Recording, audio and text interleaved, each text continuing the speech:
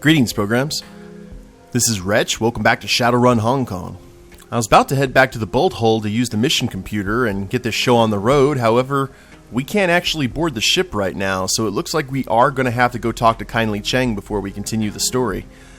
First, though, we have some karma to spend. So let's go ahead and get that spent here. Now, we've got a strength of 5, quickness 4, willpower 4, and a body of 6.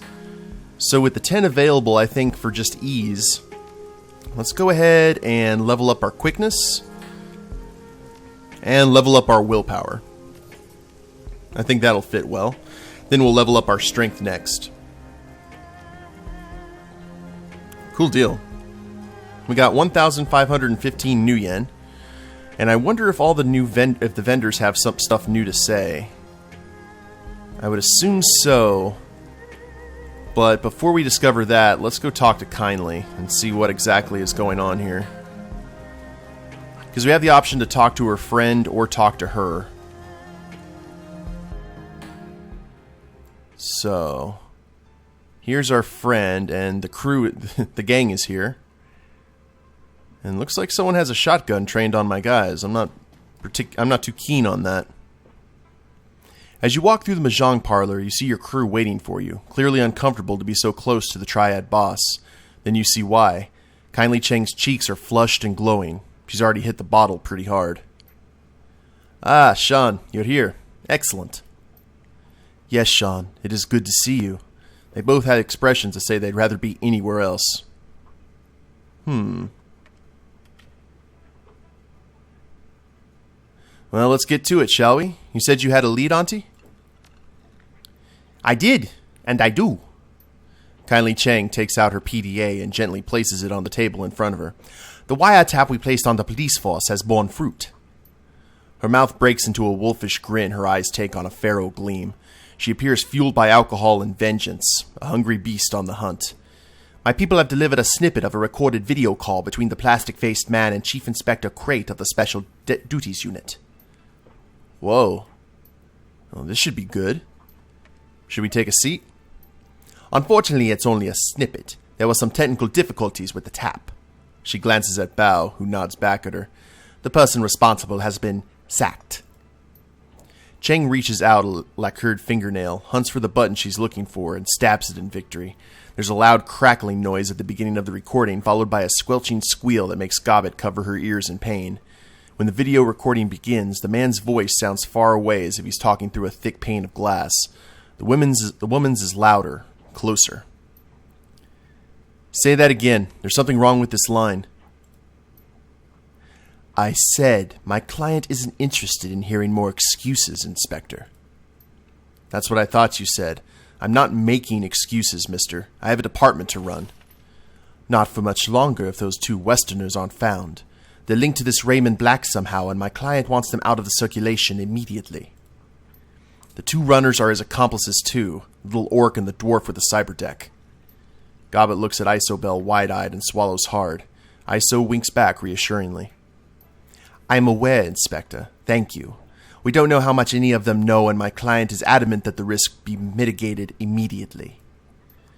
I've already made this the SDU's highest priority. If Josephine wants more resources on it, I'm going to need allocations from elsewhere in the department.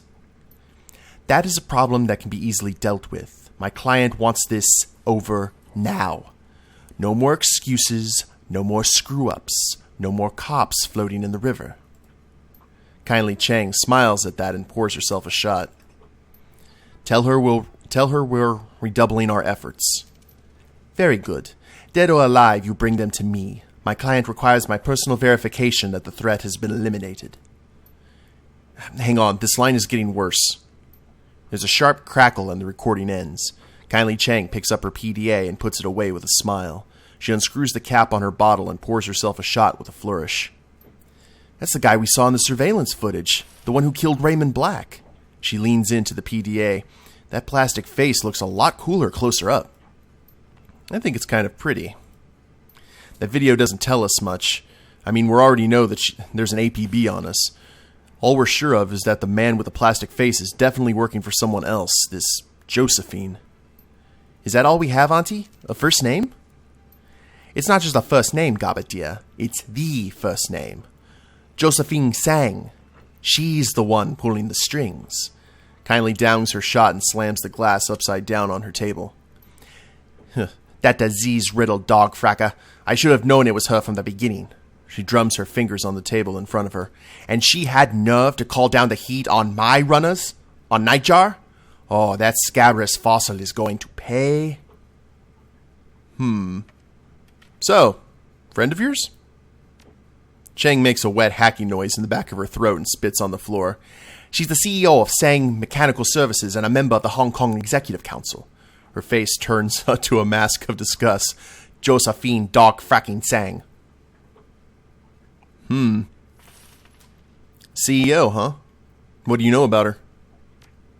She was Hong Kong Philanthropist of the Year in 2054 and 2055. Children's hospitals, homeless shelters, food distribution centers. Good causes, and the kind that get good PR because people are too lazy and myopic to look for the real people doing the hard work, the face-to-face with the poor work. Don't be so cynical, Isobel. Auntie Cheng smiles at her sweetly.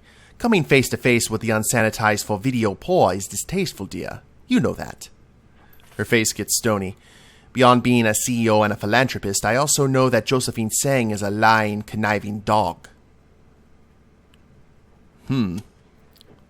Sounds like you two have a history together. Whatever gave you that impression, my sweet? Her wolfish smile returns. Yes, my darling, I don't like Josephine Sayang, and I am going to mess her up. I'm going to mess her up bad. Care to elaborate on that?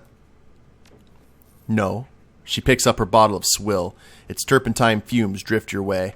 Not now, not today, but you'll be there, my darling. I'll make it a party. What is Sayang Mechanical Services? Josephine's baby. It was a B-rated corporation before she married into the Sayang family, but after she fought for and won the contract to rebuild Kowloon Walled City, their fortune rose high. They began a rise to power that eventually landed Josephine on the executive council. So there's a connection between Josephine Sayang and the Walled City. Yes, the same place Raymond Black hired my runners to take him. I've already connected the dots. I don't know what it means, but it clearly means something. What do you think the connection is between Josephine and the plastic-faced man? I don't know yet, but I will. He called her his client. That may be some sort of lead we can follow. Cheng nods at Wu. Her glance lingers at his biceps a moment before continuing. Right now, all we know is that he is her instrument, the one who killed Raymond Black. Raymond's not dead. Yes, you may have mentioned that before, Gunshow. She smiles at him reprovingly. Regardless, the plastic-faced man is still our best lead for figuring out what's going on. So, remind me who this executive council is. May I, Auntie? Isobel breaks in, giving Kindly Chang a chance to calm down a bit. Hong Kong is run by a consortium of powerful corporations called the Board of Governors, who set up the Executive Council, an 8-member committee for exemplary Hong Kong citizens to represent the people and run the city on their behalf. But of course, you don't vote for them. That would be too unpredictable. Instead, every 2 years, 2 executive council slots come up for election, and the corporations on the Board of Governors put up some possible candidates and vote among themselves in a closed-door session. Closed door? I'm shocked. Of course, every single one of these candidates is on some corporation's payroll, somehow. Wham, bam, instant government. So let's cut to the chase. What's our next step? There's nothing we can do to touch Josephine Sayang, as much as I hate to admit it. But the plastic-faced man is a different story. He's a third-party operative who's been careless, and he'll live to regret it. Her little black eyes turn stony. For a while. If Sayang thinks she can take out 2 of my runners and get away with it, I'm going to have to explain things to her. She pulls out a thin black cigar and runs it beneath her nose. We're going to find the plastic-faced man, and we are going to hurt him. We'll hurt him until we know everything he does. Until we know everything he does. And then we will use that to strike back Josephine Sayang. She lights her cigar and takes a deep, deep pull. You will have your vengeance, and I will have my own satisfaction. She turns away and picks up the bottle. Now get out. I have work to do. Yes, Auntie. No worries. So we have Dr. Shen Yang. That's her friend that we can talk to. I want to save that one maybe for a little bit later. But first things first, we have our normal run of talking to all the vendors, seeing if they have anything new to say, or the denizens of Heoi, but I would like to claim some money first, because money is good. That's kind of what the whole Shadowrunning thing is about. Also, we can't get our guys yet, or we can't level up our guys. We have one unread message. Check your inbox. Mail, Auntie Cheng and Josephine. From Gobbet. Hey, Seattle. I think I can add a little context to that thing between Auntie and Josephine Sayang. You know, the thing that makes Auntie hit the sauce and talk revenge. This is a combo of stuff I heard and stuff I put together myself, so your mileage may vary. For years, the Yellow Lotus acted as tax collectors within the Walled City. Since the Walled City was built by Josephine Sayang and the Yellow Lotus was run by Auntie Cheng, they must have had a working business relationship, for a while at least. From what Nightjar told me, he was her favorite. You got that right. Auntie was known as a real up-and-comer back then. She was on the fast track to being the next Yellow Lotus 438. That's a big deal gig, Seattle. Money and power galore. Now, you need to know that there were a lot of triads and corps doing biz in the Walled City. All sorts of stuff. Sometimes they worked together nicely, and sometimes people got bloody. The way that I heard it, Auntie came up with some sort of grand plan to consolidate business in the Walled City. The power would be split between the Yellow Lotus and Sank's company, and everyone else would get cut out. If her plan worked, Auntie would rise in the Lotus like nobody's business, and Josephine Sayang would make long bank. There was a catch, though. In order for the plan to work, both women would need to jump through a lot of hoops. It'd be street-level maneuvering and power plays on Auntie's side, and blackmail and negotiations on the corporate level from Josephine Sayang. My info gets sketchy here, but what I pieced together, Sayang went behind Auntie's back and took her plan to her boss, a 438 named Wang Lun Fat. They cut kindly out of her own plan. Why'd Sayang do that? Well, my guess is that she saw Auntie as some sort of threat. People in the know say that Wang is weak and greedy. She can be manipulated if her palm remains well greased. Long story short, the power was consolidated in the Walled City, just like Auntie planned, but she didn't wind up getting any of it. Her climb up the Lotus ladder came to an abrupt halt. I mean, she's still a straw sandal, just like she was before Sayang backstabbed her. And now she's stuck in Heoi like a fly in amber. I'd be pissed too if it were me. Gobbet. So that gives us a little bit of perspective. So, let's go ahead and claim payment for the Wujing sabotage run. Boop. A little bird whispered in my ear that Wujing's fortunes are already falling. Their stock value dropped by 2% already. The client finds this to be an acceptable indication of your success and has awarded payment. I've attached your cut to this email. Cool. How much was it? Ah, cool. We got monies now. Review notes on completed jobs. I think we're good there. Let's check the BBS. Anything new and exciting? Uncle Walled City embezzlement history. Want to trade eyes. Will take anything. Looking for Decker. Looking for experienced Decker for a discreet milk run on a low-level corporate lab. Potential for a longer-term arrangement. We're a team that's been together for years, running your basic heist and the occasional transport gig. We've got a reliable fixer and a long list of happy clients. You must take... I think I've read this one already. You may not take experimental stims during runs, and you must have a good sense of humor. Might be a new one. Yeah, weren't you just looking for a Decker a little while back? I saw your ad, but I was wrapping up a one-time run with an old partner who's moved away. I'd be interested in meeting. Isn't Muffin Top Ninja your phys ad? Did someone call my name? Hey, MTN. Long time no beer. We gotta catch up, Sensei. Bring me on as your Decker. I guess the kid who answered your last ad didn't work out? That's an understatement. Now, from what I remember, that one had never actually gone on a run before. I think we'd count on you to not consume any drugs during runs, most specifically drugs that were part of the payload. Fatal experimental drugs that were part of the payload. Ah. Ouch, indeed. That's not even a rookie error, it's just lack of common sense. A real shame, that. Anyway, I'm glad you're on board, Runs. We're not going to have a problem with you. Oh, well, all's well that ends well. Want to trade eyes, we'll take anything. I acquired a huge supply of cutting-edge cybernetic eyes. My fence did a runner, so I've got eyes up to my eyeballs, as it were. Make me an offer. Shankmeister 007.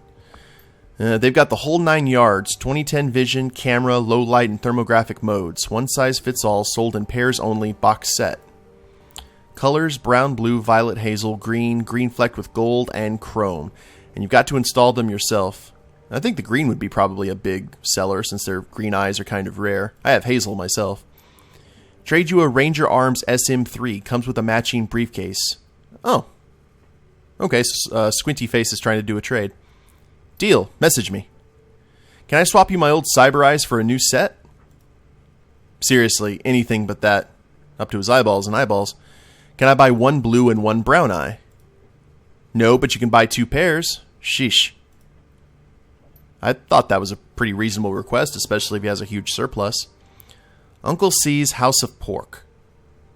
If anyone has ever had the hankering to go to Uncle C's House of Pork in Taio, I can only say one thing. For the love of all that's holy, don't.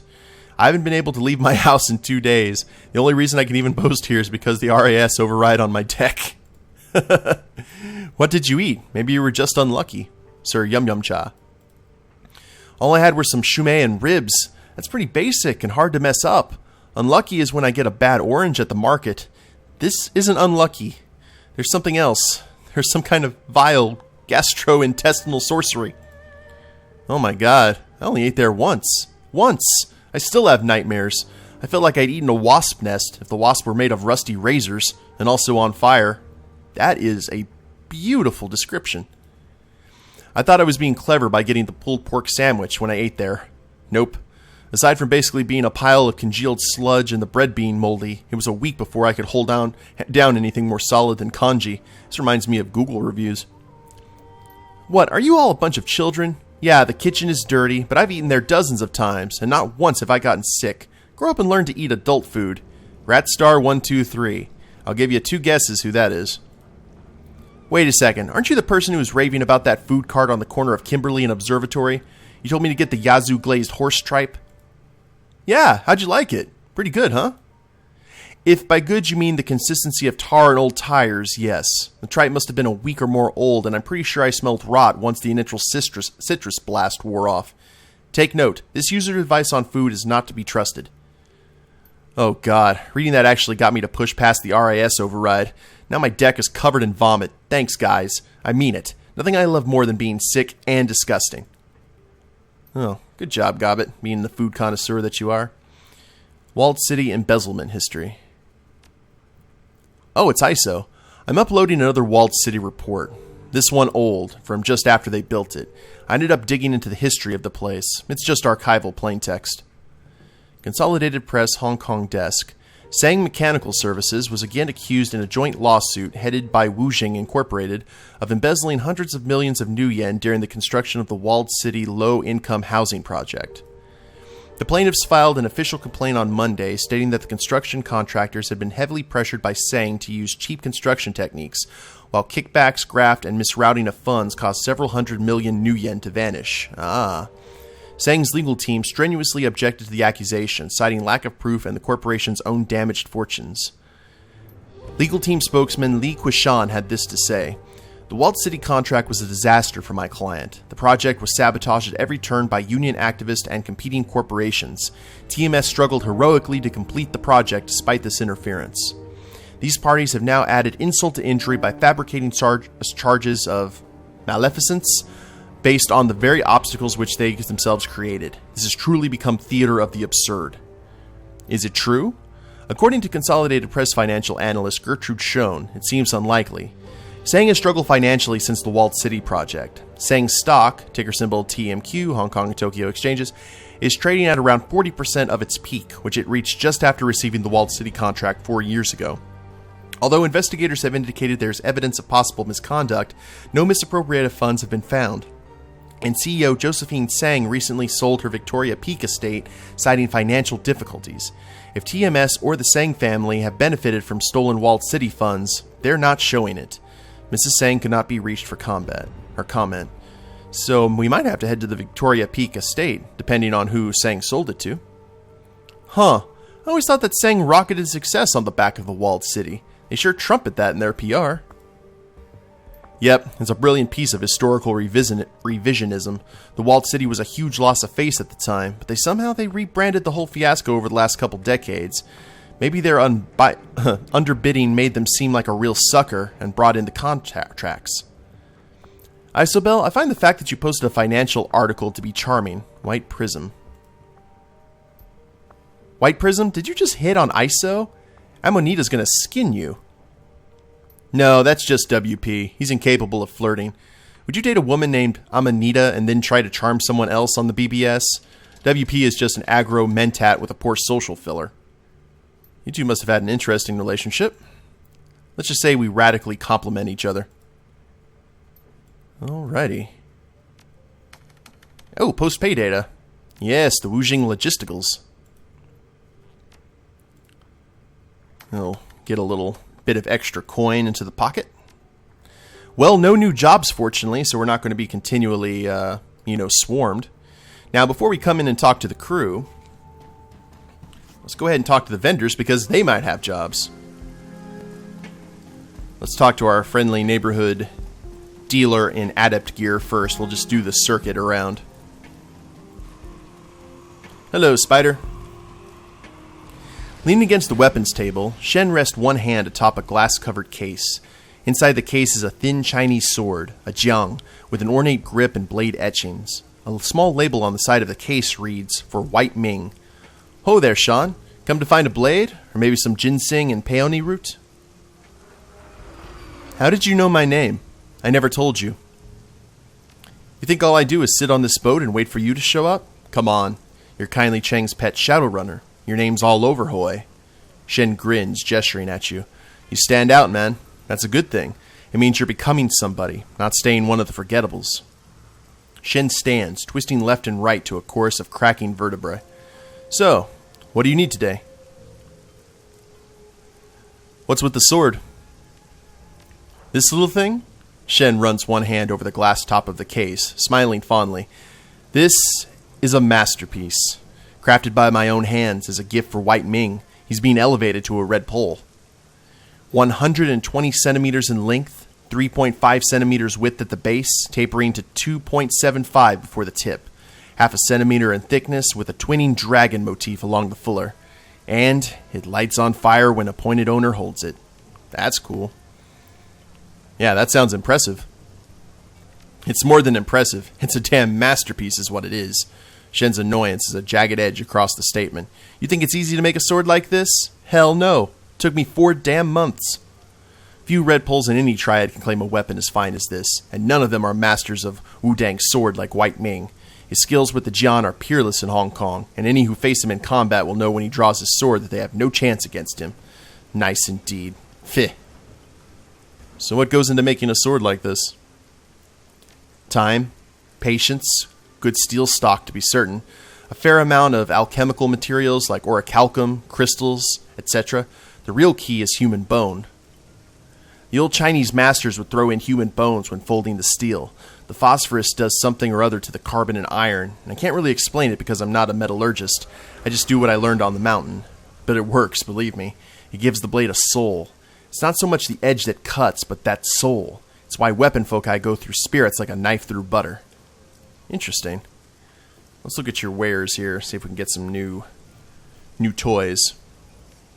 So we got the ninja suit, which is good. And it looks like we've learned... Well, I don't think we have any new stuff to speak of. We just have a ton of stuff we can buy. The weapons, any new fisticuffs? Nope. Outfits we don't have to worry about, so that just leaves key casting. Mystic armor. The adepts, and we don't have our key casting high, so we might as well get the stuff that we can get. So, nerve strike, martial defense. Oh man, we can't get any of that stuff right now. We can get nerve strike. Attack that does low damage but slows the target and reduces their aim. I still think I'm not going to need that, but it's only 600, so. And then stride. The adept's movement is increased by 2. Movement increased by a further 2 or 3, and that's a passive effect, the +2, so we will grab that. And the rest we're going to have to wait until our key casting gets higher, so we shall confirm. And we'll have to, Killing Hands. We'll have to look at a lot of this stuff. Passive. Now, we have to have that in our spells, I believe, for any of this to work. The Nerve Strike we're probably not going to use.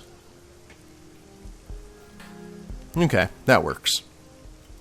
We shall confirm. Thank you very much, Shen. The person that I'm really interested in talking to regarding potentially getting a quest is Handsome, whatever his name was. The drone guy, because I'm pretty sure we might have to help him out. Maybe it depends on what you buy from him. But we have a little bit of time. Let's go ahead and head into Club 80. Actually, no, because we got to talk to all the family. Let's head over and talk to 10-armed Ambrose. And then we should be good, because we're only talking to one person. With 10 arms. Ambrose is staring at a flat panel monitor on the wall. A local news channel is zoomed in on an ultramodern aircraft carrier moored in Victoria Harbor. You following the IJN story? A Kensai fighter wing from the Masamune did an honorary flyby of the executive council meeting today. They're rattling the saber hard. Everybody's being courteous as hell, but nobody's blinking. Oh, okay, so that must be from the Imperial Army. The IJN? The Masamune? What are you talking about? The Imperial Japanese Navy. They've parked the carrier Masamune's battle group in Hong Kong for a visit. They're trying to intimidate the city. Nobody's having it, not even the Japan Corps. It looks like it's being driven by some sort of weird internal Japanese pissing match. The Imperial militarists want to cow Hong Kong and bring it under the umbrella. However, almost every megacorp, including all of Japan Corps, wants Hong Kong to remain independent, so tensions are high. Ah, okay, so a conflict between the military and the corporations. I'm sure that'll end well. Is there any chance that Japan will take over the Hong Kong Free Enterprise Zone? No way. Not in a million years. This kind of rooster show goes down all the time. Worst that'll happen is a bunch more posturing. Like the IJN has an accidental fire incident with a coastal boat. Somebody test fires an anti-ship missile. The Port Authority finds the Masamune's paperwork lacking and charges them exorbitant harbor fees. No noise like that. They're a bunch of square-haired idiots with muscle cars revving at each other. Just stay out of smuggler holes. The IJN likes to go on sprees of blowing them up to show how well protected HK would be under the yoke. Ambrose snorts in amusement. Those honorary flyover fighters have live ordnance loaded. Ridiculous. Say what you will, though. That Kensai multi-role fighter is a pretty sweet bird. Ambrose oogles a close-up of one of the shark-like jets on the wall screen. Twin Mitsubishi. I always have problems pronouncing that. Double alt delta turbofan engines, ramjets, thrust vectoring, Generation 4 fight-by-wire. Hey, gorgeous. Do I have anything to worry about? Yeah, don't go into a bar full of drunk Japanese sailors with a free San Francisco t-shirt on. Ambrose snickers. This whole IJN drama is going to go on like it always does. The Japanese Navy will eventually realize no one is even paying attention. Then they're going to steam off in a huff and maybe blow a few smugglers out of the water. Happens all the time. Pugh, politics. I only talk so much about them so much. Let's move on. So, you came here as a runner, and now you're a busted-up doc. That's kind of rude, Sean. What happened? Hey, I'm not busted up, you insensitive jerk. I'm economy size. Ambrose erupts into laughter, slapping the side of his wheelchair. He quickly devolves into shameless giggling. He stops giggling and cocks a sober eye at you. Seriously, though, that's some heavy dreck. It'll take a while to tell. Do you really want to know? Yeah, I like to know about everybody. It's my business to know. He appraises you quietly. Well, you're doing good, Sean. I feel okay about telling you this. A run went bad. Ambrose spits on the floor, emphatically, in clear defiance of his own prominent sanitary space, no spitting sign. Real bad. They used to call me Ripshot. I was on a 10-man crew. We were led by this ex-army troll named Icebreaker, former combat engineer. Brutal guy. We did shadowrunning, armed robbery, office invasion, underworld hits, anti-branding, just about anything, as long as we could make money and hide our tracks. Anti-branding? That's usually a euphemism for attacking someone's image with a false flag terrorism. Yeah, it is. Look, I was a real prick in those days. I'm not proud of the jobs we did. A lot of our work was high profile, real violent. We dumped a lot of bodies in the harbor. Then we had this one job. Ambrose pauses and he takes a deep breath. Hey, I can sum this up real quick, otherwise I tend to get long-winded. What do you want? Well, we've been long-winded with everyone so far. Yeah, give me the full stories. We were breaking into an R&D facility. It was a vanilla job. Cheap rent-a-cops, flawed security system, no problem. It was going like clockwork. I was out in the command van on Overwatch, which I still haven't used during any of the fights. I need to remember that. And bam! Something hit the van like a freight train. Ambrose grits his teeth. His body visibly tenses at the memory. The walls crushed in on me. There's a flash of light, then darkness, stabbing everywhere. Pressure like a mountain falling on me. Feeling crushed to pulp. Then I blacked out. Ambrose falls silent. He seems to be somewhere far away in his mind, and the seconds tick by. Let's wait for him to continue. When I woke up again, I was in pitch darkness. I could hardly breathe. I was being burned by hot metal. The pain was indescribable. There was a shrieking like the metal was screaming around me, and sparks, someone was cutting through the wreck. A huge pressure lifted off of me, and there was a blinding light. Ambrose gives a tense sigh. He's trembling. It was our glove woman, Karen. She pulled me out of the wreck, wrenched 4 tourniquets on me, shot me up with drugs, stuffed me in a security car she'd shot up. Karen jacked me in. I couldn't even hold my head up. I thought my spine was shattered. Once I was rigged in, though, the pain in my meat didn't matter. I drove us out of there. I stayed conscious just long enough to get us to a friendly clinic. By the time I got us there, Karen was going down with brain swelling. Ambrose's eyes seemed to clear, as if he's returning from far away. We got barn stomped right proper. Slaughtered. They crushed the command van with a front-end loader and left me for dead. Everybody but me and Karen got wiped out. Who ambushed you? I still don't know. Best I can figure out, it was some sort of counter-intrusion team. Maybe the whole run was a setup. How did Karen escape? Karen was carrying the first haul out when the assault team hit us. She jumped into a koi pond and lay on the bottom for about 5 minutes doing her woo-woo key centering thing. Oh, she was an adept. They dropped a flashbang grenade into the pond to clear it. That messed her up good. Burst her eardrums, gave her a concussion, ruptured the blood vessels in her eyes, nose, and mouth, knocked the air out of her lungs. She stayed on the bottom for another couple of minutes. I once asked her what that was like. She just said, painful. That was Karen, stoic like a concrete block. Well, man, you're wrecked, Ambrose. How did you survive so much trauma? Ambrose taps the side of his head. Cowardice and job security. I was always real scared of getting hurt. I'd plugged up my tactical computer with some heelwear and my headwear radio. As soon as my vitals went screwy, my trauma protocols kicked in, and my radio started broadcasting my heartbeat. Karen couldn't drive. She homed in on my beacon and cut me out of the wreck with our demo saw. Then she shot me up with enough adrenaline, PMO4, and morphine to reanimate a corpse. Ambrose shivers a little at the memory, and she put 3 trauma patches on me in a row. It shredded my renal system. He taps his chair. That's why this little hot rod has an artificial liver and a dialysis machine in it. Hell's bells. So they hit you with a construction vehicle. Yeah, it shoved the van right into a plasticrete wall. A nearby robot arm equipped for heavy mechanical work emphatically snaps its vice-like claw, crushed it like a beer can. I learned something from that, tell you what. How to seriously slot someone's day. Ambrose gestures with his chin towards the clinic's false ceiling. I've got an articulated backhoe boom up there with a demolition claw. Hell with guns. Anyone who ever screws with Chrome Alley, they'll learn what high-powered hydraulics really means. Anyway, that's how it all went down. Afterwards, things were really hard for a while. Ambrose seems to take stock of himself. He breathes heavily. Tension drains from his body and he slowly relaxes. Here I am, though.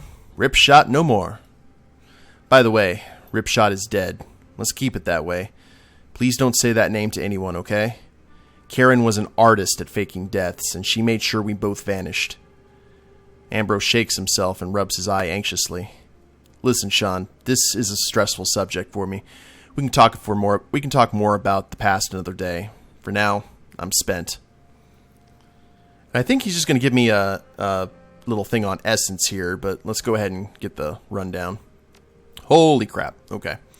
Sure, what do you want to know? Ambrose taps his wheelchair with his 3 fingers eagerly. It's fascinating stuff. I think this is just him explaining essence for people regarding cyberware, but let's see. What exactly is essence? Ambrose gives an exaggerated shrug, pursing his lips. Well, I'm not sure. It's life force. Sort of. Essence like the ability of the spirit to recognize and stay connected to the body. Augmenting the body reduces our essence. When our essence is exhausted, the spirit quits the body, and we die. There's this popular idea that essence is disrupted when we attach non-human things to our nervous system, and that's only kind of true. If you install a data jack or a bionic arm, that's definitely a lot of neural interface. However, if you get bone lacing or dermal armor, those don't have much neural interface, right? But there's still murder on your essence. The body still recognizes them as alien and invasive. So there's something more to essence than just a neural interface. There's all sorts of weird theories about essence and biospiritual integrity and stuff. I've tried to read some of the medical papers, but it was like trying to drive a go-kart through a blackberry thicket. Hell, if I know what it really is. Is there any way to restore lost essence? Nope, but there's a ton of research going into it, like hundreds of millions of new yen a year. The person who figures out how to restore essence is going to change the world. Think about it. We might be able to achieve full biological regeneration, or even resurrection of the dead. I wouldn't need replacement parts. I might just be able to grow my own body back. That'd be something else. Now, that'd be something I would be more inclined to than Rachter's philosophy. Can I install cyberware below 0 essence? Not that I'm going to, but... No. You drop below 0 essence, you die. Ambrose shakes his head emphatically, face grim. Every hardcore street soldier asks that. Trust me, there's no way to do it. However, it seems like people can cultivate the ability to carry a little more cyberware. Theorists think it's just making the essence you've got go further. Ambrose taps his 3 fingers on his paunch thoughtfully. As long as we're shooting the breeze, though, there's a lot of rumors about cyber zombies, corporate experiments in deep augmentation going into negative essence. We dealt with a cyber zombie, I think, during Dragonfall or Deadman Switch. I don't remember which. Hell, there's even some convincing evidence posted by runners that these experiments exist, but no credible medical entity has ever recognized proof. If that tech is out there, it's light years beyond anything you'll find on the streets. Do I think the corps are doing the research? Of course. Why not? But does it work? I've got no idea. Why don't you get some cloned limbs? Those don't take essence. I've got the aches. Acquired genetic hyperimmunity syndrome. My body rejects all sorts of mods and biotech. My body now thinks the chrome is legitimate and everything else is an intruder. I've got a list of over 70 things I'm now allergic to, including bioimplants. So, no cloned limbs for me. Kind of a bummer. No horseradish either. No carrots, no barbiturates. Man, I used to love horseradish. Ugh. How is essence measured? It's like the thing I try to avoid the most if I ever go to Arby's. Oh, there are a zillion different systems for measuring essence, but everyone on the street just uses the rule of 6. The rule says the body has an index of 6 essence, and all augmentations can be loosely scored on how much they reduce that number. It was originally the Medivh-Dirac Bioholism Index. After 2 early researchers, they figured that the body had 6 parts, and they observed that replacing a limb with an early cyber prosthetic took about 1/6 of a person's capacity. They developed a theory that cyber capacity was based on body regions. Each region could have up to 100% cyber, and the whole body added up to 600, which written as 6. Turns out the whole theory was flawed, and body region doesn't matter much for essence cost, but the rule of 6 was easy and intuitive. It stuck, so we all still use it. Ambrose gives you a crooked smile, eyes glittering. Essence is cool stuff. Cool stuff. At the end of the day, I don't know what it is. I just know I'm almost out of it. Alright, well thank you for the chat, Ambrose. Cheers, Sean.